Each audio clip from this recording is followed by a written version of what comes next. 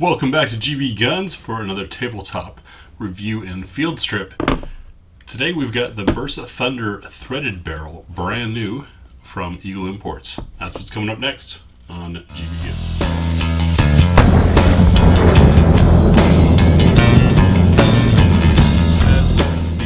The small Bersas that we've come to appreciate. It's got this interesting kind of tilt to the box. You see that shape there? But it is a lockable case. Would it be security tough? No, but keeping kids out of or people that you don't want in it in the house, yes. Here's the gun. Get that out of the way. And it did come with the chamber flag, and it came in the bag. I, of course, had already played with it. There's our manual and key. This key here is because the Bersas have an integrated lock on them. Looks like we just have the one magazine. Take a quick flip through the manual. Looks like we've got black and white, section for notes, and then some upside down Spanish. No, just kidding. If you go over to this side, you get the whole manual in Spanish. So nice of them to have dual languages, especially considering that Bersa comes out of Argentina. Get that out of the way. Let's take a look at our gun. Barrel looks a little funky standing out there, doesn't it? The Bersa Thunder is a very popular gun. I did an article a couple of years ago on this thing, and the fact that they already had more than 1 million sold in the US, and well, that was a couple of years ago. They keep selling. Now Bersa has threaded barrel variants for throwing on compensators, suppressors, or just enjoying the slightly longer barrel there, giving you a little more velocity. So, as always, we will, kicks that mag out, doesn't it? We will check for clear, and then start our way around the gun. You notice the barrel doesn't move at all in that process, because this is a blowback operated gun. With 380, that's fine. A lot of 380s are blowback operated. What that means is the strength of the spring and the weight of the slide are what keep everything sealed until pressures have dropped to a safe enough level to open and cycle the gun. We'll start on the business end. See, we've got a nice knurled thread protector on here. It does have a little O-ring there. O-rings are great because as you're tightening this, you can probably hear it too. It's quiet, gives you something to tighten up against, keeps it snug. You do want to make sure though that you've got a nice high temp O-ring on there if you ever replace or lose it, because if the barrel gets hot enough, you can melt that rubber. So back to the front end, we can see our slide to frame fit good and tight. It doesn't really matter so much on this gun though, because it's a fixed barrel. Barrel's not going anywhere. Looking underneath the dust cover, we don't have any rail spot because this follows the classic sort of Walther PP, PPK styling. Some nice strong serrations on the alloy frame here for the finger forward grip, the people who like to do that. We also have some vertical serrations on the front strap. No flare or beveling for the magwell. Vertical serrations on the back strap. These grips, and there are lots of aftermarket grip options out there for swapping these out. You see you have a nice little swell there to rest your thumb, and I can easily reach controls. The safety is a decocker and a safety, so leaving it all the way down, you get a dead trigger. Flip it back up. Now, it also has a magazine disconnect safety. I always forget about those with the Bersas. So with this down, we still have a dead trigger. Bringing it up, we're in double action for what would be the first shot there. Then our reset there, nice and loud.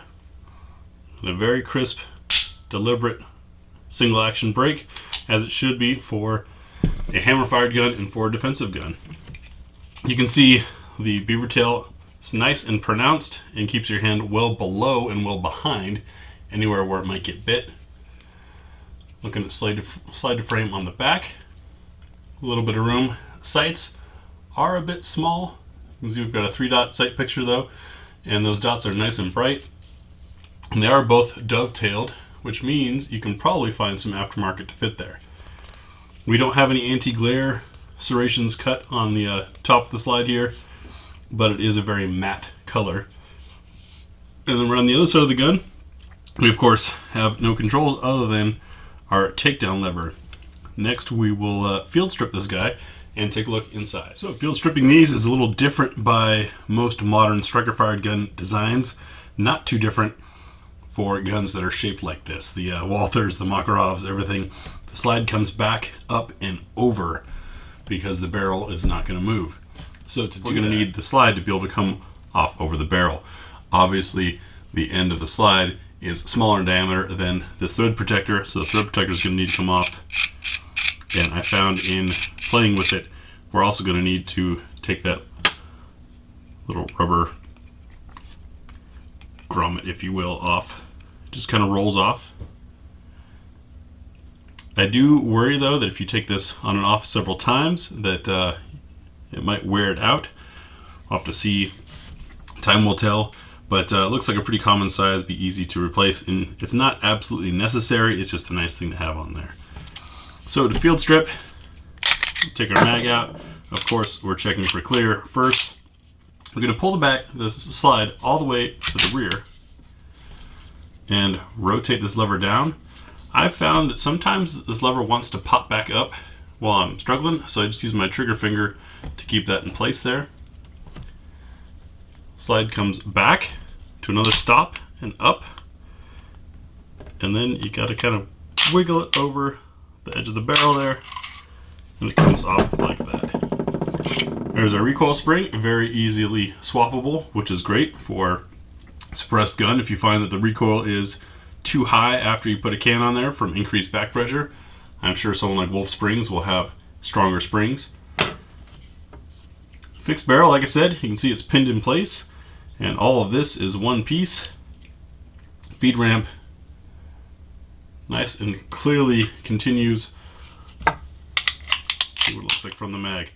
Yeah, from the mag, even if the round is slightly done a nosedive off the magazine, you can see there's ramp there to support it right up into the barrel. That will help keep our reliability up, of course.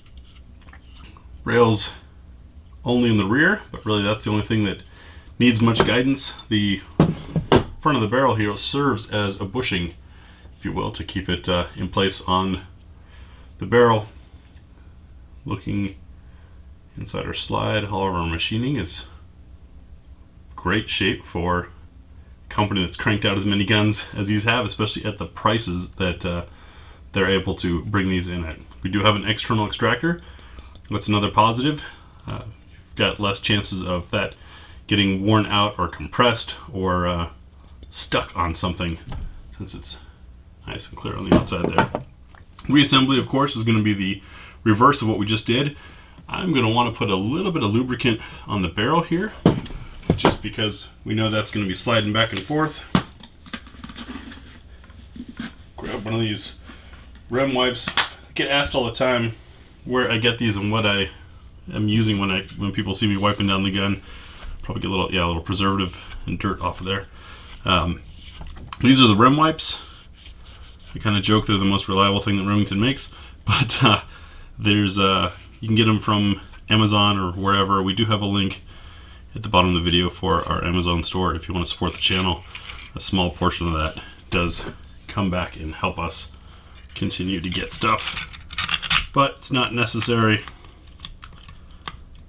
Now in reassembly, see we've got the barrel coming through there.